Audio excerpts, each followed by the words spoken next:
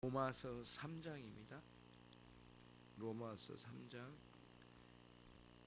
20 로마서 3장 28절입니다.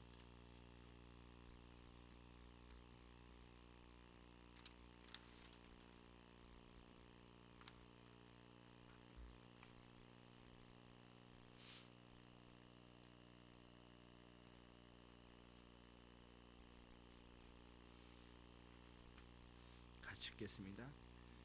그러므로 사람이 의롭다 하심을 얻는 것은 율법의 행위에 있지 않고 믿음으로 되는 줄 우리가 인정하노라. 사람이 의롭다 하심을 얻는 것은 율법의 행위에 있지 않고 믿음으로 되는 줄을 우리가 인정하노라. 대요리 문답 제73문. 믿음이 어떻게 하나님 앞에서 죄인을 의롭게 합니까? 믿음이 하나님 앞에서 죄인을 의롭게 함은 믿음에 항상 동반한 다른 은혜 때문이 아니고 믿음의 열매인 선행 때문도 아니며 믿음의 은혜 혹은 다른 어떤 행위가 그에게 의로 돌려졌어도 아닙니다. 믿음은 오직 그리스도와 그의 이름을 받아 적용하는 방편일 뿐입니다.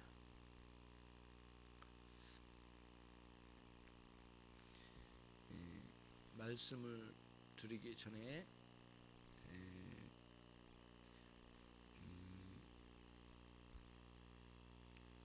항상 우리가 생활을 할 때 어떤 문제 하나가 딱 나오잖아요.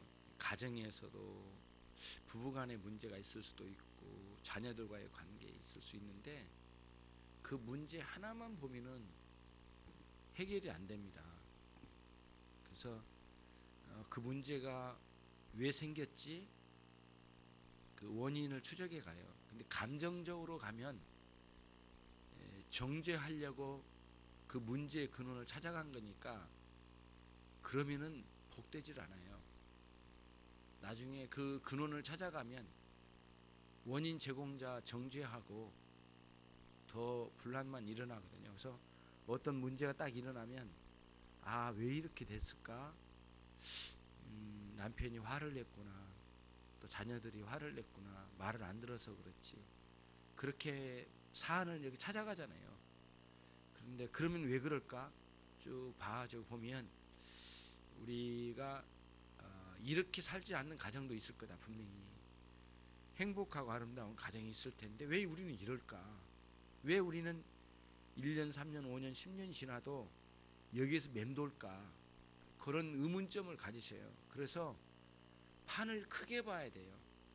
작게 보면 안 되고 판을 크게 봐서 그냥 5년, 3년 살다 갈 인생이 아니고 하나님 맡겨주신 일생을 잘 생각을 해야 되기 때문에 큰 판으로 보는 거예요. 그래서 우리 가정이 전체가 신앙적으로 방향을 잡지 못하고 있구나. 어린아이들도 그렇고 남편도 그렇고 아내인 나도 그렇고 전체 하나님을 뜻을 위해 살려고 하는 그런 의도들이 뚜렷하고 열심이 없구나. 그 목표를 향해서 그렇게 큰 틀을 봐야 돼요. 큰 틀을. 그러니까 사안을 작게만 보면은 지지고 볶고 맨날 그 판이에요. 그렇게 보면 안 돼요. 크게 보고 이거는 큰 문제로구나. 그래서 작게 드러난 거지만은 그 뿌리의 문제를 해결하려면 우리 가정 전체가 믿음으로의 변화가 있어야 되겠구나. 이렇게 생각을 하고 그럼 내가 믿음으로 바뀌어질 가정을 위해 내가 할 역할이 뭘까? 내가 해야 할 역할이 뭘까? 내가 해야 될 게 뭘까? 오늘 윽박질러서 교회 나가자고 할까? 당장 되는 건 아니지만 여러 가지 생각이 있어요. 그러면 크게 상당히 기다리면서 기도해야 되겠구나라고 생각되면 이제 그걸 시도를 해야죠. 인격적으로 이해를 시켜가면서 가족들 하나하나를 다 생각하면서 이렇게 해줘야 되거든요. 근데 우리는 너무 이제 급하게 그 사안을 바로 그 자리에서 해결하려고 많이 해요. 그래서 아이들이 잘못하면 야단도 쳐버리고 남편이 잘못하면 애들 앞에서도 남편에게 막 말을 해버리고 아내가 잘못하면 막 지적하고 그 다음에 막 멸시하고 그런 식으로 막 서로가 헐뜯듯이 그렇게 하니까 큰 그림이 안 나온 거예요. 큰 그림이 이렇게 깊지를 않아요. 그래서 우리들이 이제 우리의 신앙의 영향력이 없는 이유 중에 하나가 뭐랄까 깊지 않아요. 우리의 신앙이 깊어 보이지 않아요. 예, 그냥 교회 다니는 사람으로만 보여요. 절대 그러면은 이 신앙이 영향력을 못 끼칩니다. 뭐 영향력 끼치려고 한 건 아니지만 정말 사람들에게 가정에 이런 복된 영향력을 끼쳐줘야 되는 건데 여러분과 제가 그런 측면에서 좀 신앙이 깊어야 돼요. 예, 아주 깊어야 됩니다. 깊이 기다려주기도 하고 깊게 좀 이야기가 되고 해야 되죠. 그런 거예요. 그래서 아까 이제 결혼교육 못한 걸 보충했거든요.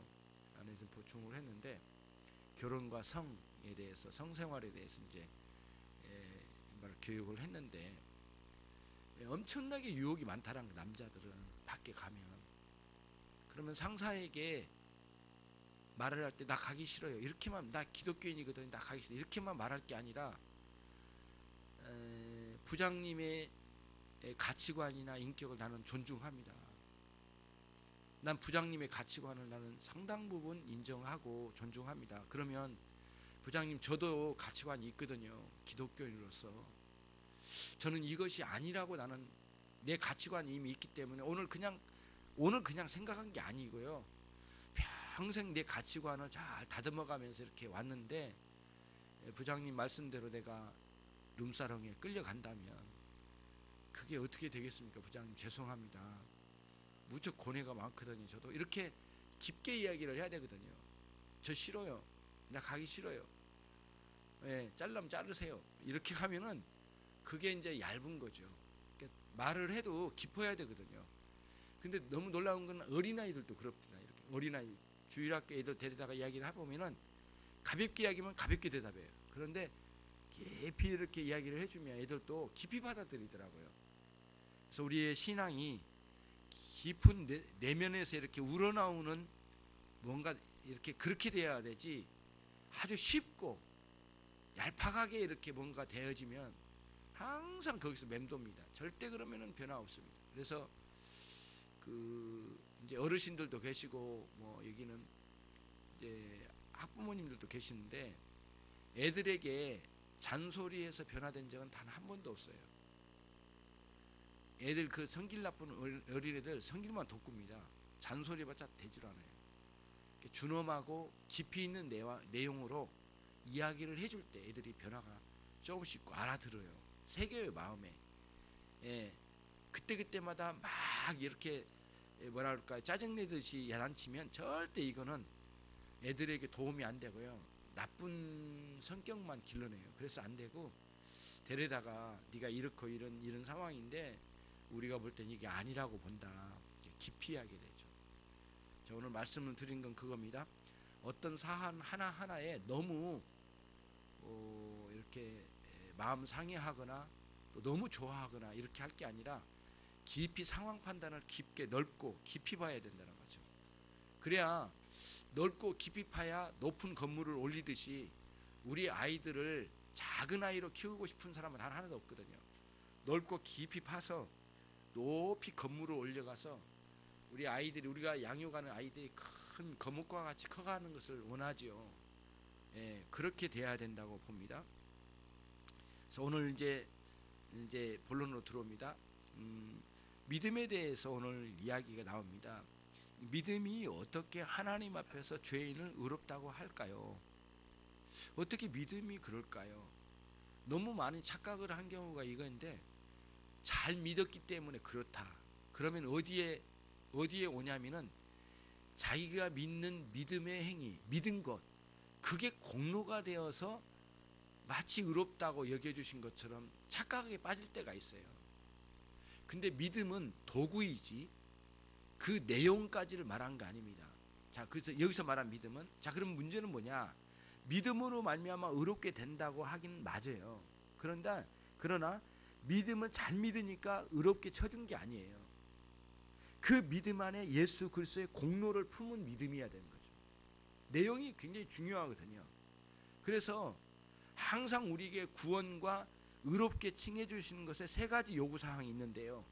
제일 먼저는 공로예요. 공로. 진정한 공로는 믿는 사람에게 공로가 있는 게 아니에요. 공로를 이루신 분은 예수 그리스도시에요. 그분이 공로를 세우신 거죠. 그 공로를 믿음으로 우리가 받아들인 거죠. 수납을 한 거죠. 그 받아들인 도구는 믿음이었어요. 그렇죠? 믿음이죠. 그리고 그럴 수 있도록 역사해 주신 분이 성령님이에요. 작용적인 원인이라고 그랬잖아요. 공로적인 원인은 예수 그리스도의 대속의 사건이에요. 예수 그리스도 당신 자신이에요. 위대한 역사와 함께. 그 다음에 도구적으로 그 대속을 받아들이는 것은 우리의 믿음이에요. 근데 우리의 믿음이라고 했지만 이 믿음도 하나님께서 주신 믿음이에요. 네, 믿음이죠. 그리고 이런 믿음의 역사를 일으키신 분이 성령님이세요. 작용을 하신 거죠. 역사를 일으켜 주신 거예요. 이런 식으로 구분이 좀 잘 돼야 되거든요. 그러니까 우리가 쉽게 우리는 너무 쉽게도 말을 많이 해요. 예를 들면 잘 믿어. 잘 믿어야지 이 사람아. 잘 믿어. 그게 이제 또 맞는 말일 수도 있겠지만 한편으로는 믿음으로 공로를 세울 가능성이 또 다른 문제가 있기 때문에 올바른 참된 믿음을 소유하는 문제로 또 같이 가야 되거든요. 예. 단순히 세게 잘 믿어라고 하기에는 뭔가 또 허점이 또 있어요. 반드시 우리 주 예수 그리스도를 온 마음으로 받아들이는, 그래서 그 그리스도께서 세우신 구속의 공로를 정말 감격스럽게 우리가 받아들이는 그런 믿음이어야 되죠. 그래서 그 공로에 의해서 하나님은 우리를 의롭다고 칭해주시고 구원의 근거로 삼으시는데, 우리가 잘 믿고 열심히 믿고 뛰어나게 믿고 막 열정을 가지고 하는, 열정이 위험성이 참 많아요. 열정. 그런 면에서요. 왜냐하면 그런 열정으로 뭔가 하나님 앞에 그 열정 자체를 갖다가 막 앞세워가지고 갈 때가 있으니까, 그래서 정확하게 이해하고 그래야죠. 그래서 참된 믿음은 자기가 잘 믿는 것을 자랑하지 않아요. 참된 믿음은 그리스도를 바라봐요. 참된 믿음은 누가 나에게 칭찬하더라도 예수 그리스도의 공로에 집중을 해요. 흔들리지 않고. 참된 믿음이 아닌 경우에는 뭐냐면 자기가 잘 믿는 것을 자랑스러워해요. 자랑스러워해요. 근데 참된 믿음은 그럴 수가 없어요. 예. 믿음을 막 자랑스러워하면 안 돼요. 그건 잘못된 거예요. 그러니까 우리가 믿는 믿음은 자꾸 뭔가 훌륭한 믿음을 가지면 가질수록 어디로 가냐면은 예수님에게로 가요. 관심은 예수님께로 가요. 자꾸 그분과 사귀고 싶고 오늘 또 누리고 싶어요. 오늘 예배 끝나고 또 집에 가면 또 다른 생활의 새로운 시작이 한 주간 시작돼요. 그럼 어떻게 새롭게 살까? 주일날은 한 주간 어떻게 살아야 될지 계획을 좀 짜야 되거든요. 어느 정도는 방향을 잡아야 돼. 이번 주에는 뭐가 있다.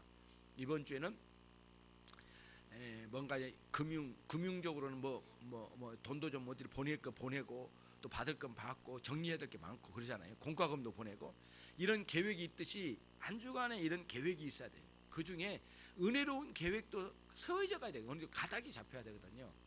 그러면서 한 주간을 또 새롭게 시작하고 오늘 주일 예배 드리고 난 뒤에 좀 피곤하거든요, 여러분.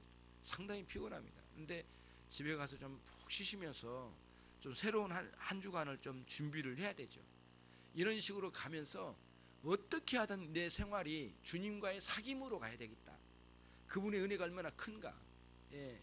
그래서 여러분, 존 오웬 목사님이 기독론, 예수 그리스도에 관한 그 내용을 아주 깊이 글을 썼는데요.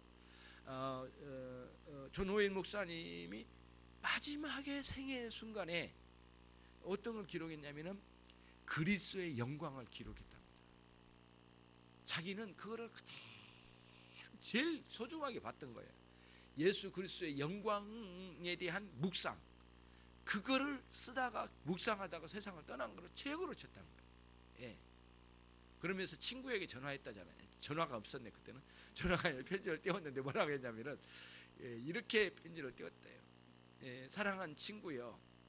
그렇게 했다고요. 그러니까 존 오웬 목사님의 그 생애를 읽어보면 좀 특징이 있어요. 자녀를 낳았는데 10명인가 11명인가가 세상을 다 30년 만에 다 떠났어요. 자녀들이. 당시에는 의술이 너무 약하고 병도 많고 그래가지고 그만 아이를 낳으면 많이 죽어요. 그러니까 아이들이 다 죽어가는 거예요. 30년 동안 11명의 사람이 이제 자기 아내까지 세상을 떠났거든요. 사모님까지 떠났는데 자기 앞을 떠나는 거예요. 얼마나 고달픈 생활, 가족을 잃었을 때 얼마나 많이 찢어진 마음이 있겠어요. 그거를 뛰어넘어 그리스도와의 교제의 세계로 들어가려고 무척 부단히 노력을 해요. 그래서 나중에는 재혼도 하시거든요. 재혼도 하신데 재혼하신 분까지 먼저 가셨단 말씀도 있고, 얕은 그런데 나중에 친구에게 띄워요. 편지를. 사랑한 친구여, 내게 가장 가까운 친구여, 이렇게 이야기하면서 자기가 그리스도의 영광에 대한 그런 감격 이런 것들을 남기고 세상을 떠나거든요. 우리의 이제 그거예요. 우리의 믿음이 참된 믿음이면 믿음일수록 누가 나에게 이야기할 때 칭찬을 하거나 뭐를 하거나 우리의 관심 어디로 가야 됩니까? 예수 그리스도께로 향해야 돼요. 그분과의 관계 속으로 들어가는 걸 최고로 치는 거예요. 이런 관점을 자꾸 가져가야 되거든요. 근데 잘못된 믿음은 뭐냐면은 자기 믿음이 대단한 믿음이라고 생각해요. 그리고 그 믿음이 뭐 굉장히 남들보다 앞섰다라고 자랑스러워해요. 은연중에 자랑스러워해요. 그런 건 참된 믿음이 아닐 거예요.